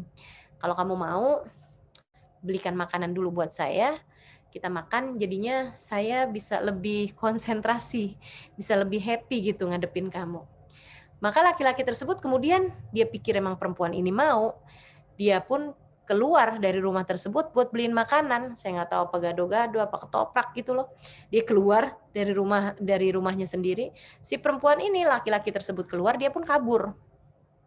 Perempuan ini kabur. Laki-laki ini ketika pulang, mendapati perempuan itu udah nggak ada, dia pun merasa tertipu dan dia menyesal. Bukan menyesal karena dia telah mengajak perempuan ini berzina, tapi nyesel kenapa tuh saya dengerin. Saya nih ditipu sekarang sama dia, saya keluar beli makanan ternyata dia kabur gitu. Aduh nyesel bener nih, padahal cewek itu cantik begini begitu dan lain sebagainya. Saudaraku sekalian, laki-laki ini kemudian menikah pada usianya, kemudian sampai punya anak, sampai anaknya kemudian menikah, punya cucu. Dia pun kemudian juga jadi laki-laki soleh, dalam artian sholat nggak pernah tinggal, puasa nggak pernah dia tinggalkan gitu kan. Kemudian lagi rajin pergi ke masjid, sodakoh juga, haji juga gitu. Dia kerjakan sebagaimana layaknya orang muslim pada umumnya gitu. Akan tetapi teman-teman sekalian, dosa satu itu nggak pernah dia taubati. Setiap kali dia ingat, dia nyesel. Bukan nyesel karena mengajak seorang perempuan untuk berbuat zina, akan tetapi yang dia seselin, kenapa tuh saya keluar dari rumah? Kenapa tuh saya pakai acara beliin dia gado-gado? Kenapa tuh gitu? Padahal perempuan ini cantik. Jadi yang dia seselin itu hal tersebut, teman-teman sekalian. Dia nggak pernah bertaubat atas satu dosa itu. Satu dosa ya, bersama seluruh kebaikan yang sudah dia punya. Saudariku sekalian yang saya muliakan, sampai datanglah ajalnya. Setiap kali dia ditalkin kalimat la ilaha illallah, mulutnya ini bergumam. Dulu ada seorang perempuan, la ilaha illallah, dia nyari-nyari kamar mandi. La ilaha illallah, saya tunjukin kamar mandi di rumah saya. Terus menceritakan tentang perempuan ini sampai naudzubillah dia meninggal dunia tidak mengucapkan kalimat la ilaha illallah. Betapa dosa-dosa seringkali membuat seperti itu. Imam Malik bin Anas pada masa beliau, teman-teman saudariku sekalian, pada masa beliau hidup, dan itu pernah ada seorang laki-laki yang dia adalah seorang pedagang di pasar. Dia datang sakaratul maut diminta untuk mengucapkan kalimat la ilaha illallah. Tiap kali seorang mentalkin dia kalimat la ilaha illallah, dia bilang ada batu timbangan di mulut saya. Ada batu timbangan di mulut saya. Dan ini cerita juga berapa kali saya dengarkan dari Al Habib Umar bin Hafid. Dia bilang ada timbangan di mulut saya. Dia nggak bisa mengucapkan kalimat tersebut karena ada timbangan di mulutnya dia ini gitu. Sampai akhirnya Imam Malik didatangkan dan Imam Malik mengatakan, oh berarti dia nih masalahnya sama timbangan. Dia suka mengurangi timbangan mungkin. Diambil timbangannya di depan orang tersebut, dihancurkan oleh Imam Malik di depan dia, ditalkin lagi tetap nggak bisa juga. Akhirnya kemudian ya udah dia meninggal dunia tanpa berhasil membawa kalimat la ilaha illallah. Teman-teman saudara sekalian, Imam Malik kemudian bertanya, apakah orang ini suka mengurangi timbangan? Anaknya bercerita, kalau dia ngurangin timbangan secara terang-terangan sih nggak pernah. Tapi setiap kali dia itu membersihkan barang-barang di tokonya, gitu ya, dia akan membersihkan tempat yang buat naruh timbangan itu dengan sangat bersih. Akan tetapi ditaruh di tempat yang dia suka naruh barang, maksudnya neraca itu kan ada yang buat naruh timbangan, ada yang buat naruh barang. Nah, di tempat yang dia suka naruh barangnya di situ, maksudnya di timbangan tersebut, itu dia nggak pernah bersih-bersihin sampai ada daki-dakinya, sampai ada debu-debunya menempel di situ, sehingga kan bisa ngurangin beratnya barang yang ditimbang. Saudaraku sekalian, berapa sih beratnya daki di timbangan itu? Palingan kan hanya beberapa gitu, nggak mungkin nyampe 1 on juga gitu kan. Sangat sedikit sekali gitu, gram lah hitungannya gitu. Akan tetapi teman-teman saudaraku sekalian, niat dia untuk menipu umat Islam itu yang tidak kecil di hadapan Allah Subhanahu wa taala, sehingga menghalangkan dia untuk mati dengan membawa iman. Di kisah yang lain lagi, ada seorang anak habis pulang dari madrasah, dia kemudian ditanya sama bapaknya, gitu. Bapaknya bilang, "Kamu belajar apa di sekolah?" gitu. Anaknya kemudian dengan sukacita menceritakan gitu. "Tadi di sekolah guru saya mengajarkan untuk bersiwak. Pakai kayu ini ya. Kita tuh kalau mau sholat, kita mau ngapa-ngapain itu diperintahkan untuk bersiwak dengan kayu ini karena Nabi Muhammad itu dulu selalu bersiwak dan menggosok giginya dengan kayu ini." Si bapak yang hatinya memang tidak terjaga, teman-teman saya sekalian, dia ambil kayu itu dari anaknya, kemudian dilemparkannya begitu aja, seraya mengatakan, "Ah, kayu seperti ini pantasnya dipakai buat ngelempar anjing," sambil tertawa terbahak-bahak. Saudaraku sekalian saya muliakan, nggak lama daripada itu, istrinya melahirkan, memang waktunya melahirkan, maksudnya istrinya lagi hamil waktu itu, dan dia melahirkan anak yang mukanya mirip anjing.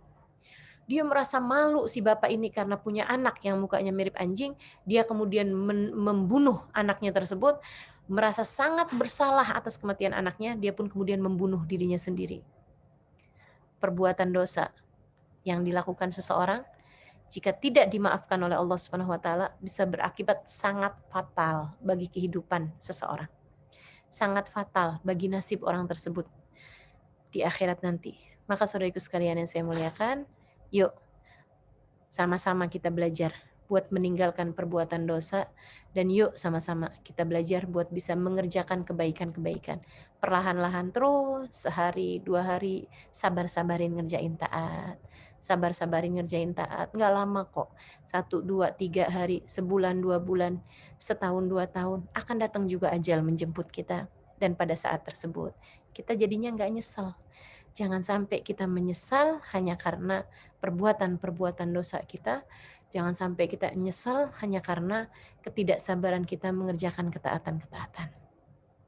Termasuk taat ngadepin orang-orang di sekeliling kita, taat ketika kita menghadapi suami kita, taat kepada Allah di saat kita menghadapi anak-anak kita, taat kepada Allah di saat kita menghadapi orang tua kita adalah bagian dari amal soleh yang harus kita lakukan, sehingga dengannya insya Allah kita berhasil mempertahankan iman kita, kita meninggal dunia dengan berbekal iman, dan juga semoga saja kita masuk surga tanpa hisab, tanpa adab, tanpa harus dipermalukan oleh Allah Subhanahu wa taala. Kita bisa masuk dalam surga Allah Subhanahu wa taala dengan rahmatnya Allah, dan dengan sesudah rahmatnya Allah, Allah Subhanahu wa taala menyayangi kita, mengampuni dosa-dosa kita insyaallah. Amin ya rabbal alamin.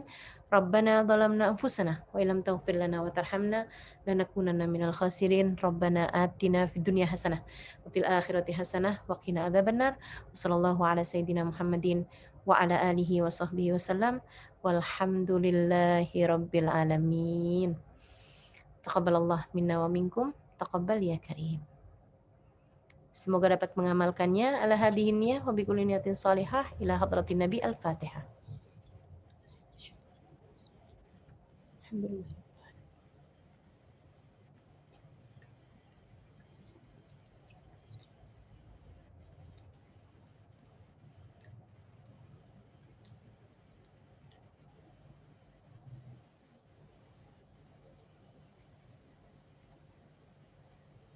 Ya. Baik, Alhamdulillah, jazakillah Ustazah atas ilmunya yang Masya Allah. Luar biasa, membuat senang dan bersemangat ketika membahas surga, namun membuat sangat takut dan deg-degan ketika membahas neraka. Masya Allah. Selanjutnya, kita buka sesi tanya jawab, Ustazah. Boleh? Baik, Silakan. ada beberapa pertanyaan yang sudah masuk dari hamba Allah. Apakah kita boleh bertaubat, tetapi kita tidak sebut kesalahan-kesalahan kita, dan atau bahkan kita tidak menyadari akan kesalahan kita, Ustazah? Ya, memang jadi gini, taubat itu kalau untuk dosa-dosa besar sebaiknya disebutkan, gitu kan? Karena memang dosa besar gitu. Dan tentu saja si yang bertaubat ini kan juga tentu tahu dosanya dia gitu. Masa sih zina dia nggak sadar, kan nggak mungkin, gitu kan? Masa sih minum minuman keras atau narkoba gitu dia nggak sadar, kan nggak mungkin gitu. Masa misalnya apa ya, perselingkuhan dia melakukannya tidak sadar, kan tidak mungkin. Jadi ya untuk dosa-dosa besar seperti meninggalkan sholat misalnya, meninggalkan puasa misalnya, tentu saja itu dosa-dosa besar yang dia perlu untuk mentaubati itu dan mengingat dosa-dosanya ketika taubat, ya. Ketika taubat itu dia harus minta kepada Allah, ya Allah ampuni dosa saya yang ini gitu. Untuk dosa-dosa besar itu diperlukan untuk dzikrudunub, untuk menyebutkan dosanya tersebut dosa apa gitu. Tapi kalau dosa-dosa yang kecil-kecil, misalnya seperti dosa riba gitu kan, dosa-dosa yang kecil, melihat haram, melihat pemandangan haram, menatap yang bukan mahram, laki-laki lawan jenis maksudnya, dengan pandangan syahwat misalnya.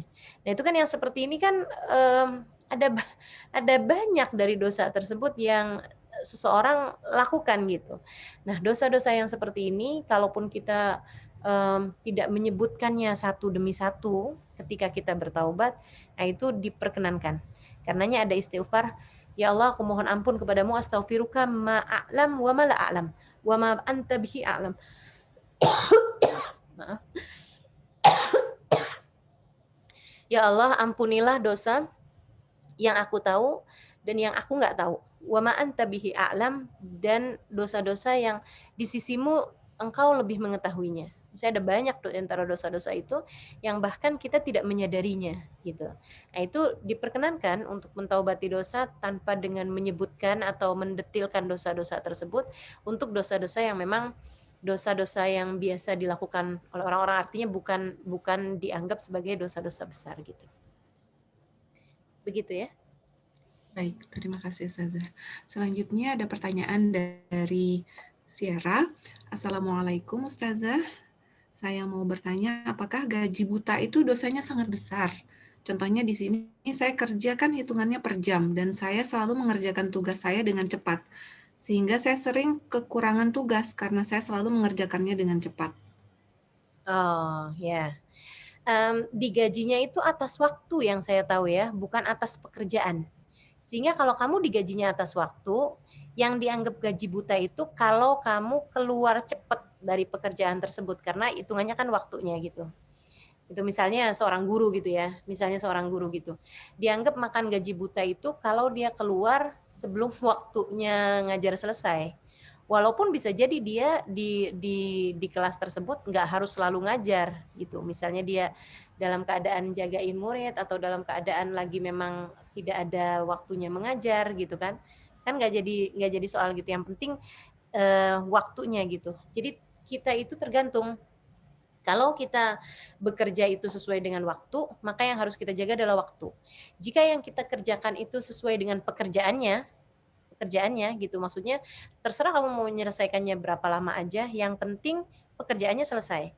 Kalau yang dimaksudkan dengan perusahaan tersebut atau tempat kerja tersebut lebih kepada prioritasnya adalah masalah pekerjaan, yang penting pekerjaannya selesai, maka dia dianggap tidak memakan gaji buta jika dia bekerja lebih cepat daripada waktu yang sebenarnya. Sebab yang diprioritaskan adalah fokusnya adalah pada pekerjaan tersebut gitu.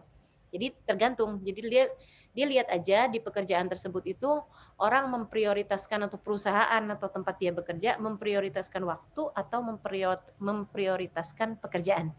Kalau memprioritaskan waktu, seperti guru, saya rasa yang diprioritaskan adalah waktunya ya. Nah itu kan yang dianggap makan gaji buta kalau dia suka absen, suka keluar dari sebelum waktunya gitu. Nah, kalau yang diprioritaskan adalah pekerjaan, seperti misalnya wartawan, itu kan yang diprioritaskan kan pekerjaannya, yang penting selesai gitu kan, pekerjaannya gitu. Nah, itu nggak jadi masalah. Apalagi zaman sekarang kan banyak yang kerjanya dari rumah gitu. Kalau dia memang udah bisa menyelesaikannya, ya dia nggak makan gaji buta, walaupun dalam aturannya dia wajib bekerja 5 jam misalnya. Kalau dia udah bisa selesaikan dalam waktu 3 jam, kan nggak jadi soal. Gitu ya. Baik, jadi tergantung dari tuntutan pekerjaannya begitu ya, Ya, Ustazah. ya, Baik, kurang. Mbak Siara semoga terjawab pertanyaannya. Selanjutnya ada dari Mbak Astuti. Assalamualaikum Ustazah, mohon bertanya terkait dengan dinilainya pengerjaan amal, apakah barangkali ada rahasia-rahasia kehidupan yang terkait seperti misalnya klasifikasi amal yang cerdas, memperberat timbangan kebaikan, menyeberangi jembatan akhirat dan lain-lain.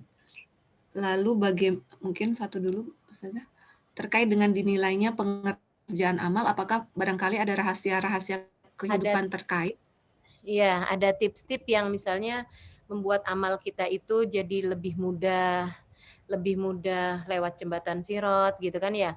Kemudian lagi ketika ditimbang amal kebaikan itu lebih lancar jalannya gitu. Salah satunya yang sering saya dengar itu masalah bagaimana kita memperlakukan orang. Itu adab kita dalam berkehidupan, akhlak kita ya dalam bermasyarakat itu juga salah satu hal yang sangat berpengaruh dalam proses kehidupan kita di sana gitu. Orang-orang yang waktu hidup di dunia, misalnya nih, anggaplah amal ibadahnya ada kurang-kurang gitu. Tapi dia punya kebaikan berupa kedermawanan kepada manusia, itu sangat mungkin untuk selamat di hari akhiratnya. Sangat mungkin untuk selamat di hari akhiratnya. Jadi misalnya dia banyak bersedekah, banyak membantu orang, banyak memaafkan orang, gitu kan. Sabar menghadapi gangguan-gangguan orang, sabar ketika didolimi, itu merupakan salah satu amal ibadah yang memudahkan orang untuk menghadapi hisab, untuk memberatkan timbangan amal, dan juga untuk melewati jembatan sirat, sebab kebaikan kepada orang lain ini dikatakan Nabi Muhammad SAW, ittakhadu indal fuqara al-ayadi fa inna lahum daulatan yaumal qiyamah. Berbuat baiklah kamu kepada orang-orang fakir, mereka adalah pemilik jabatan-jabatan tertinggi di akhirat. Mereka adalah pemilik kekuatan-kekuatan untuk memberi syafaat dan lain sebagainya di hari akhirat nanti gitu. Jadi salah satu hal yang bisa memberatkan timbangan amal, kemudian lagi memudahkan saat hisab, kemudian lagi ketika melewati jembatan sirat, salah satunya adalah berbuat baik kepada orang lain dan banyak memberi sedekah, banyak memberi rahmat, banyak memberi kasih sayang kepada orang lain gitu. Nabi Muhammad dalam salah satu hadisnya mengatakan afqal mayudha fil mizan al khuluqil hasan. Yang paling berat memberatkan timbangan seseorang adalah khuluqil hasan, akhlak yang mulia. Adalah akhlak yang mulia. Gitu. Bahkan Imam Ghazali dalam Ihya-nya juga menceritakan tentang seseorang yang ketika ditimbang amal kebaikannya itu impas. Jadi antara antara ya itu tadi ya, antara hasanat sama sayyiatnya dia itu seri gitu, nggak ada yang lebih berat daripada yang lain. Akhirnya malaikat kemudian bilang, kalau gitu kita berhenti dulu nih, kita berhenti dulu untuk kamu nggak bisa kita lanjutin karena memang nggak ada yang lebih berat gitu. Satu sama lain 50-50 gitu. 50%, 50%. Jadi ini harus ada lebihnya walaupun 50,2%, 50,03%, itu nggak apa, yang penting ada gitu yang lebihnya gitu. Akhirnya Allah kemudian bilang sama dia ini karena dia nggak bingung kan mau ngapain gitu di padang mahsyar, Allah bilang kalau gitu minta aja sumbangan semua orang. Kebayang nggak sih? Di padang mahsyar suruh minta sumbangan amal semua orang. Jadi dia pun meskipun dalam keadaan putus asa, tapi dia melakukan juga apa yang jadi usulannya Allah Subhanahu wa taala. Dia pun kemudian berteriak-teriak, "Siapa yang mau sedekahin amalnya buat saya? Siapa yang mau sedekahin amalnya buat saya?" Dan itu membutuhkan waktu. Kalau waktu kita di dunia nih sampai dengan bertahun-tahun, Dia nyelip-nyelip di antara umat-umat, nyari-nyari di antara orang dari mana tempat gitu kan. Sampai akhirnya ada satu orang yang dia bilang, "Kamu kenapa?" Dia bilang, "Saya lagi minta sumbangan amal." Dia kemudian bilang, "Kenapa?" "Karena amal perbuatan saya itu impas, nggak ada yang lebih berat gitu satu sama lain." Akhirnya kemudian dia bilang, "Oh kalau gitu saya mau mengerjakannya buat kamu." "Oh kamu emangnya punya banyak amal?" Dia bilang, "Enggak justru, saya cuman punya, saya kemarin sebelumnya kan sudah dibagikan buku catatan amal. Sebelum hari hisab, sebelum hari perhitungan, itu kan atau hari timbangan, itu kan sudah dikasih dulu buku catatan amal." Dia bilang waktu dia diberi buku catatan amal itu, ternyata dia hanya punya satu amal soleh. Jadi dia bilang satu amal soleh ini tidak akan menyelamatkan saya. Daripada dua-dua orang masuk neraka, udah deh mendingan salah satu di antara kita masuk surga. Jadi biarin bermanfaat satu amal soleh itu, bawalah ini di hadapan Allah, beratkan timbangan amal kebaikanmu. Jadi rupanya satu amal soleh yang dia lakukan di dunia itu adalah kebaikan dia juga gitu. Dia cuma punya satu sedekah, satu kebaikan, satu perbuatan baik waktu di dunia ini. Akhirnya dia bawa tuh satu amal soleh itu di hadapan malaikat, nih saya udah dapat amal solehnya gitu kan. Malaikatnya aja sampai kaget, siapa nih yang bisa sedekah di sini gitu. Dia bilang Fulan bin Fulan, bawa dia ke sini. Allah kemudian bilang, "Kenapa kamu berikan pahala satu-satunya itu kepada orang itu?" Dia bilang, "Ya Allah, toh satu amalan soleh itu juga nggak akan bawa saya ke dalam surga. Saya udah begitu punya banyak banget perbuatan dosa-dosa juga gitu. Jadi daripada dua orang masuk neraka, ya udah salah satunya aja." Allah kemudian bilang, "Man yujud fi mithli hadzal maqam." Siapa nih orang yang bisa berdermawan, artinya berakhlak mulia, memiliki kedermawanan bahkan di tempat yang seperti ini, ana ajwad minhu. Kata Allah, aku lebih dermawan daripada dia kepada orang ini. Aku lebih dermawan kepadamu daripada kamu kepada orang ini. Kata Allah, maka masuklah kalian berdua kepada surgaku dengan rahmatku. Artinya bahwa ternyata akhlak yang mulia, hati yang penuh kasih sayang kepada orang lain, manfaat bahkan sampai ke mahsyar, gitu kan, luar biasa bener gitu. Amal yang memang bisa menyelamatkan seseorang dari murkanya Allah SWT adalah belas kasih, ulas asih kepada orang lain gitu. Bahkan ketika lewat jembatan Sirat, ada orang yang tergelincir masuk ke dalam api neraka di saat lewat jembatan Sirat. Di depannya dia ada seorang laki-laki yang dia menoleh ketika ngelihat orang tersebut terjatuh gitu. Dan dia adalah orang soleh yang lewatnya itu secepat kilat lah gitu ketika dia lewat jembatan Sirat ini. Tapi kemudian dia lihat gitu, siapa nih yang jatuh gitu kan. Ternyata orang itu waktu di dunia pernah memberi seteguk air kepada dia ini, kepada orang soleh ini. Dia kemudian bilang, "Ya Allah, sebagaimana dulu dia telah menyelamatkan aku dari kehausan, maka selamatkanlah dia pada hari ini dari siksa api neraka-Mu." Allah kemudian menaikkan kembali orang tersebut, sehingga orang ini bisa masuk ke dalam surga dengan syafaat orang itu. Artinya bahwa salah satu dari amal soleh yang banyak menyelamatkan orang dari murkanya Allah Subhanahu wa taala adalah kasih sayangmu kepada sesama umat manusia, terutamanya kepada umat Islam. Seperti itu. Baik, terima kasih Ustazah. Selanjutnya ini ada pertanyaan menarik lagi dari Mbak Astuti. Bagaimana adab dan mengatur sikap hati yang merasa terlalu banyak merepotkan Rasulullah SAW, memohon syafaat dosa-dosa saya, ataukah memang sudah sewajarnya untuk memohon sebanyak-banyaknya syafaat dari beliau, Ustazah? Iya, kita tuh emang ya, saya kalau mikir-mikir juga suka kayak gitu tuh. Ya Allah malunya sama Nabi itu, ngerepotin Nabi mulu gitu. Tapi juga kalau kita nggak minta sekarang, kita takutnya nyesel belakangan kan gitu ya. Jadi sih saya usahakan sih gini, usahakan kamu jangan sampai jadi orang yang merepotkan Nabi entar di akhirat. Gitu.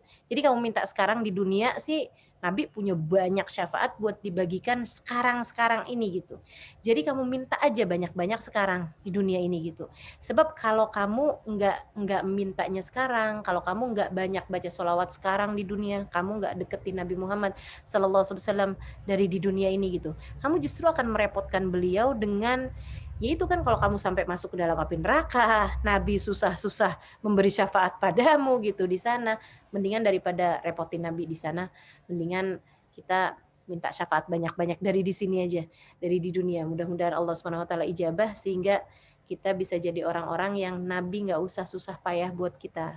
Kita udah dari sejak di mahsyar, udah ada di belakangnya Nabi, gitu kan enak.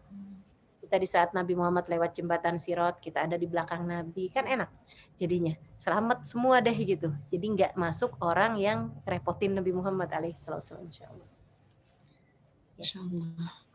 Amin. Kemudian masih ada lagi pertanyaan, Ustazah, bagaimanakah cara menahan diri agar ditutupi aib kita baik di dunia maupun akhirat, Ustazah? Satu yang tadi saya ceritakan, mau ditutupin aibnya di dunia dan di akhirat ya. Tadi yang saya ceritakan itu kan jangan ceritakan dosa-dosamu. Itu satu. Kemudian pengen ditutupin aibnya di dunia sampai akhirat, kalau kita dapetin orang punya aib, rapat-rapat juga tutupi aib dia gitu. Karena man satar aiba akhihi fid dunya satarallahu aibahu fid dunya wal akhirah. Siapa yang suka menutup aib orang waktu di dunia, Allah bakal tutup rapat-rapat aib dia dari dunia sampai akhirat. Gitu. Seperti mana yang sering kita dengar ya, kama tadin tudan. Ini bahasa banyak banget dipakai. Kama tadin tudan, sebagaimana kamu berbuat seperti itu pula lah kamu akan dibalas. Man amala salihan falinafsih wa man asa'a fa'alaiha. Dalam bahasa Al-Qur'an ya, siapa yang mengerjakan kebaikan itu semua buat dirinya sendiri, siapa yang mengerjakan keburukan itu juga buat dirinya sendiri gitu. Jadi siapa yang ingin dibalas dengan kebaikan, ingin dibalas dengan penutupan aib di dunia maupun di akhirat, maka rapat-rapatlah menutupi aib-aib saudara-saudarimu dari dunia ini gitu. Kalau kita tahu ada teman yang ngerjain keburukan, rapat-rapatlah tutupi aib-aibnya. Kalau kita tahu ada orang punya aib gitu, rapat-rapat tutupi aibnya. Insya Allah mudah-mudahan dengan cara itu Allah tutup aib kita di dunia, Allah tutup aib kita juga di akhirat. Dan dalam hadis man hatak aurata akhihi, siapa yang membuka aib saudaranya waktu di dunia, maka Allah akan buka aibnya walau fi jawfi baitih, walaupun di tengah kamarnya. Maksudnya walaupun kelihatannya kayak nggak ada yang tahu apa segala macam gitu. Hal-hal yang dilakukan di dalam kamarnya sendiri, itu Allah akan sebarkan aibnya bagi yang suka menyebarkan aib orang lain. Mudah-mudahan Allah SWT jadikan kita tertutupi aib-aib kita dan juga jadi orang yang pandai menutup aib orang lain, insya Allah. Baik, Ustazah. Satu pertanyaan terakhir, Ustazah masih bisa ya? Insya Allah. Baik. Ini mungkin bisa saya gabungkan antara pertanyaan Mbak Astuti dengan pertanyaan Bu Umi Pujianto. Bagaimana mengasah hati agar lebih peka terhadap amal solihah? Amal soleh, adakah zikir atau ijazah untuk dapat melaksanakan amal soleh tersebut, terutama ibadah sholat wajib dengan bersegera? Gimana? Apakah ada amalan atau ijazah amalan yang dapat dilakukan agar kita lebih mudah untuk mengerjakan amal soleh, misalnya seperti sholat wajib dengan bersegera? Oh ya, gini ya, kalau kita kepengen dimudahkan untuk mengerjakan kebaikan-kebaikan, satu, minta sama Allah. Allahumma kama waffaqa ahlil khair lil khair wa antahum alaih waffiqna lil khair wa inna alaih. Ya Allah, sebagaimana Engkau beri kemudahan orang lain untuk mengerjakan kebaikan, kemudian mereka mengamalkannya dengan taufikmu, dengan hidayahmu, ya Allah berikan saya juga hal tersebut. Maksudnya berikan kemudahan untuk mengerjakan kebaikan dan beri taufik aku untuk mengerjakan kebaikan tersebut. Minta sama Allah. Atau yang biasa kita baca doanya, ihdinas siratal mustaqim. Ya Allah, tunjukkan kepada kami jalan yang lurus. Tentu saja salah satu dari jalan lurus itu adalah dengan melakukan semua amal-amal soleh kan gitu ya, melakukan kebaikan-kebaikan. Itu satu. Dan hal penting kedua, yang selain daripada kita meminta kepada Allah Subhanahu wa taala untuk dimudahkan mengerjakan kebaikan, juga kita minta kepada Allah Subhanahu wa taala juga yang keduanya, teman-teman saudaraku sekalian, niatkan ketika mendengar kebaikan, niatkan untuk dapat melakukannya. Ini hal mendasar yang saya perhatikan, perbedaan yang sangat mendasar dari orang-orang yang tinggal di Tarim dengan orang Islam yang tinggal di Indonesia gitu. Ketika misalnya gitu ya, kami sewaktu di sana, saya sewaktu di sana di Tarim gitu, ketika ada orang menceritakan tentang kebaikan-kebaikan, misalnya ada Robiah Adawiyah, sholat 1000 rakaat setiap malam gitu. Itu orang-orang yang mendengarnya, mereka tuh hampir rata-rata. Mereka mengatakannya, Robbi wafikna, Rabbi wafikni, ya Allah kasih aku hidayah seperti itu juga, kasih aku taufik seperti itu juga. Ya walaupun tentu saja nggak mungkin 1000 rakaat setiap malam, tapi maksudnya itu minta juga gitu yang kayak begitu. Minta juga seperti yang kayak begitu gitu. Setiap kali disampaikan tentang amal-amal ibadah, ada orang Imam Syafi'i misalnya menghatamkan Al-Qur'an setiap sehari sekali. Kalau bulan Ramadan menghatamkan Al-Qur'an 60 kali dalam sehari, dalam satu bulan Ramadan gitu. Orang yang mendengarkan itu walaupun kan dalam pandangan kita kan kita nggak mungkin juga bisa ngerjain seperti Imam Syafi'i. Tapi semua orang yang mendengarkannya, hampir semuanya saya mendengarnya mereka mengatakan Rabbi wafikni. Ya Allah kasih saya taufik yang seperti itu. Ya Allah gitu. Mereka minta gitu kepada Allah Subhanahu wa taala hal yang seperti itu juga. Nah, ini perbedaan yang sangat mencolok ketika saya pulang ke Indonesia ya.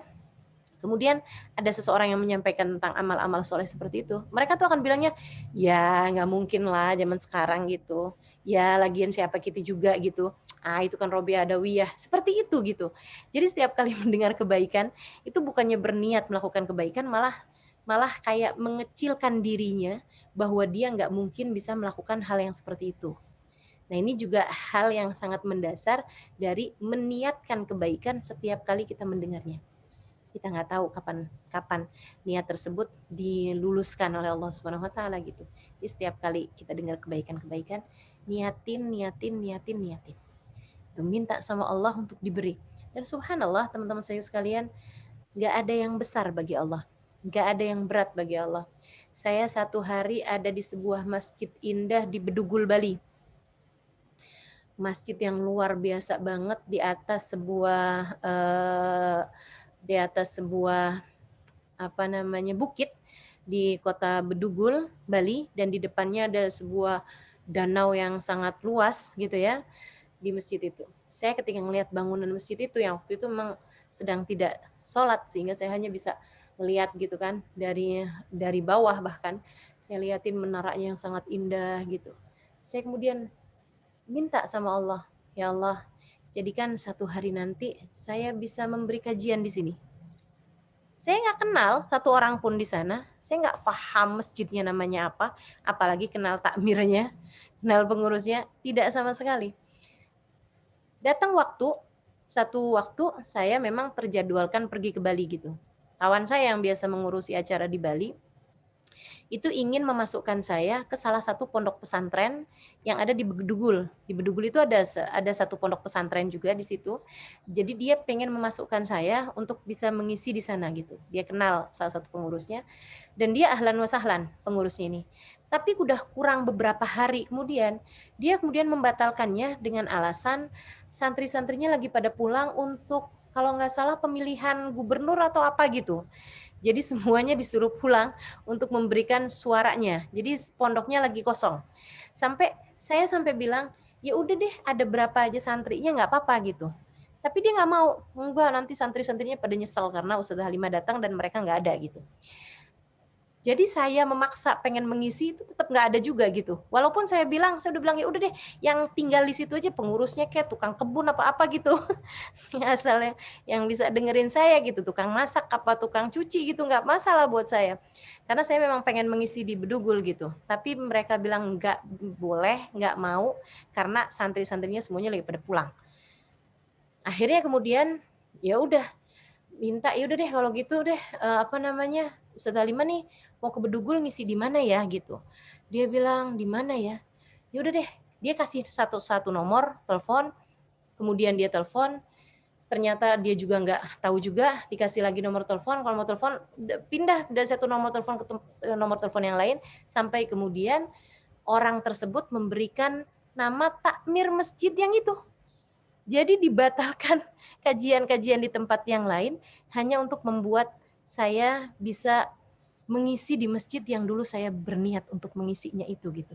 Subhanallah, cara Allah Subhanahu wa taala padahal nggak ngerti juga gitu dan alhamdulillah saya kemudian bisa ada di sana dan berapa ratus orang yang hadir di antara muslimah di sana mendengarkan saya dari orang asli warga setempat gitu dari umat Islam yang memang ada di Bedugul gitu. Subhanallah, luar biasa benar. Jadi jangan pernah mengecilkan dirimu dari niat-niat solehah. Tetaplah berniat yang baik-baik teman-teman saudara sekalian. Allah Subhanahu wa taala akan mendekap niatmu, Allah Subhanahu wa taala akan mendekap harapan-harapanmu dan mengijabahnya pada waktu yang tepat. Jangan remehkan dirimu. Sebab meskipun kita bukan siapa-siapa, tapi kita punya Allah, Zat yang maha besar. Wa madzalika 'alallahi bi'aziz, tidak pernah ada hal berat bagi Allah Subhanahu wa taala. Tidak ada yang tidak mungkin di hadapan Allah Subhanahu wa taala. Seperti itu. Ingin dimudahkan mengerjakan kebaikan, minta kepada Allah Subhanahu wa taala dan niatlah selalu untuk dapat mengerjakan kebaikan-kebaikan insyaallah. Insya Allah, mudah-mudahan kita semua selalu dimudahkan untuk memulai dengan niat mengerjakan kebaikan dan melaksanakan kebaikan tersebut ya Ustazah. Ya, insyaallah. Baik, demikian acara diskusi kita kali ini. Selanjutnya akan ada 2 giveaway buku dari Ustazah Halimah Alaidrus. Ini sangat menarik sekali. Kami persilakan Ustazah untuk menyampaikan 2 pertanyaan, mungkin satu dulu, kemudian nanti bagi para peserta yang mengetahui jawabannya silakan raise hand, nanti kami akan pilih siapa yang akan menjawab. Baik ya. Pertanyaan yang ini nanti kalau pertanyaannya terlalu mudah dan banyak yang bisa menjawab gitu gimana? Tidak apa-apa Ustazah, silakan. Mungkin satu mudah atau satu sulit juga bisa juga Ustazah. Waduh, kayaknya mudah semua ini ya pertanyaannya ya. Pertanyaan yang pertama. Kok kenapa saya yang deg-degan ya? Pertanyaan yang pertama, ini hadiahnya giveaway buku saya ya? Iya, Ustazah. Alhamdulillah buku saya udah sampai ke sana ya? Alhamdulillah. Buku yang ini, yang Ayyuhal Walad ini ya? Ayyuhal Walad ya. Baik. Tadi ini jawabannya mereka bisa lihat di buku atau nggak bisa lihat? Atau gimana nih? Mungkin yang pertama yang bisa lihat di buku dulu, Ustazah. Baik ya. Siapa yang mengatakan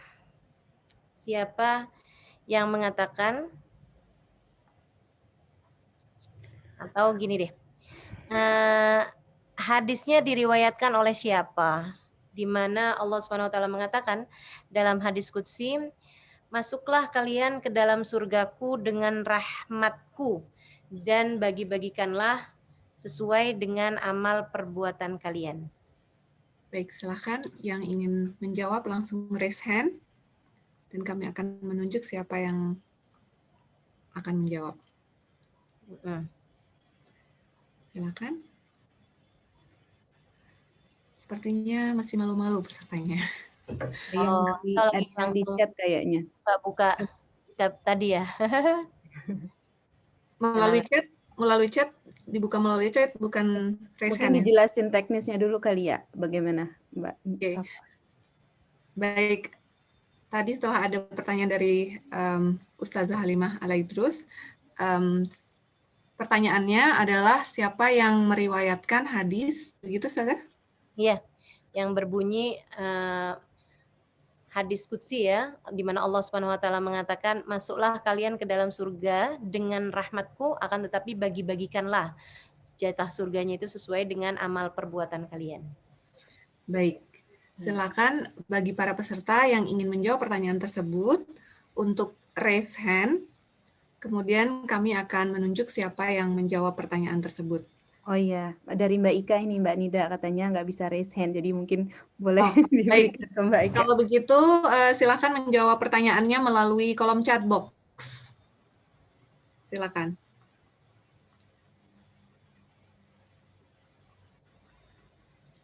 Untuk yang dari YouTube, mungkin nanti pertanyaan kedua ya. Yang pertama dari Bismillah. Oke, dari Mbak Ika Damayanti menjawab bahwa hadis riwayat Qurtubi. Bagaimana? Iya, betul. Alhamdulillah. Selamat Mbak Ika Damayanti mendapatkan satu buku Ayyuhal Walad dari Ustazah Halimah Alaidrus. Alhamdulillah. Baik, selanjutnya pertanyaan kedua, Ustazah mungkin ini dapat dijawab oleh penanya yang dari YouTube. Yang dari YouTube ya. Tapi yang pertama gitu maksudnya. Yang pertama menjawab berarti ya? Iya. Yang dapat ya? Iya. Baik, pertanyaannya adalah siapa orang yang kata Nabi Muhammad dia akan dipanggil oleh seluruh pintu surga? Baik, silakan yang dari YouTube. Siapa orang yang menurut Nabi Muhammad SAW akan dipanggil dari seluruh pintu surga?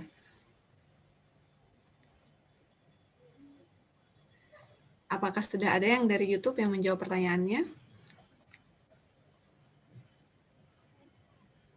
Oh, belum. Boleh diwakili panitia deh. Oh, ternyata dari YouTube belum ada. Baik, kami kembalikan di... Oh, sudah ada. Silakan, siapa? Yang dari YouTube yang menjawab?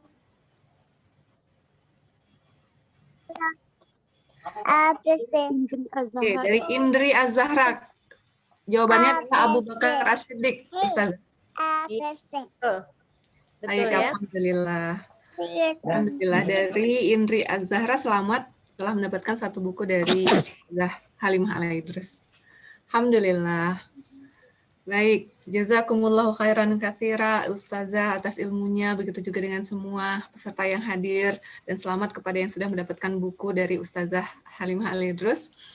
Izinkan saya untuk memberikan catatan sedikit tentang apa yang sudah kita pelajari hari ini, bahwa kita harus mempersiapkan melalui pintu surga mana kita akan masuk, karena Allah hanya memasukkan kita ke dalam surga dengan rahmatnya, namun jatah surga akan sesuai dengan amal perbuatan kita masing-masing. Baik, akhirul kata, mohon maaf atas segala kesalahan atau kehilafan, dan sampai jumpa pada kajian kita bulan depan berikutnya. Billahi taufiq wal hidayah. Wassalamualaikum warahmatullahi wabarakatuh. Waalaikumsalam. Kita sama-sama membaca doa penutup majelis. Bismillahirrahmanirrahim. Bismillahirrahmanirrahim. Subhanakallahumma wa bihamdika Asyhadu an la ilaha illa anta astaghfiruka wa atubu ilaik. Ya Rabbana a'tarafna bi annana tarafna wa annana asrafna ala lada ashrafna fatub alaina tawbah taghsil bi kulli hawbah wastur lana al-awraq واغفر لوالدينا ربي واغفر لوالدينا والآل والإخوان وسائر الإخوان وكل ذي محبة أو جيرة أو صحبة ومسلمين أجمع آمين يا رب اسمع فضلا وجودا لنا سابق منا بالمصطفى رسول نهضى بكل رسول بالمصطفى رسول نهضى بكل رسول بالمصطفى رسول نهضى بكل رسول صل وسلم ربي عليه أدى الحبيب وآله وصحبه أدى صحبه والحمد لله بالبدء والتمام. Alhamdulillah rabbil alamin subhanakallah bihamdik asyhadu an la ilaha illa anta astaghfiruka wa atubu ilaik. Fatih berkumpul tuh min kulli sulus asyhadu an la batinan. Al-Fatihah la yanwir qulubana wa qalibana mal huda utqal affaf bulghina wa ridha wal yaqin yaftanu ftul arifin wa yakhtim lana bil husna wa huwa radin anna fi khairin wa afiyah wa ila hadratin nabi al-Fatihah.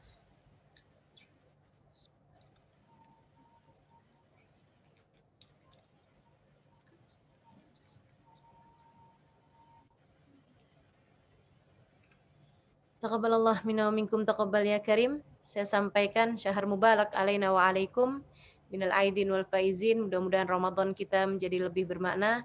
Mohon maaf lahir dan batin. Walafu minkum. Assalamualaikum warahmatullahi wabarakatuh. Waalaikumsalam warahmatullahi wabarakatuh. Jazakillah khair. Jazakallah khair Ustazah. Terima kasih banyak Ustazah. Assalamualaikum. Terima kasih Ustazah. Assalamualaikum warahmatullahi wabarakatuh. Waalaikumsalam warahmatullahi wabarakatuh. Terima kasih banyak. Baiklah, demikian akhirnya kajian kita kali ini. Assalamualaikum warahmatullahi wabarakatuh. Waalaikumsalam warahmatullahi wabarakatuh.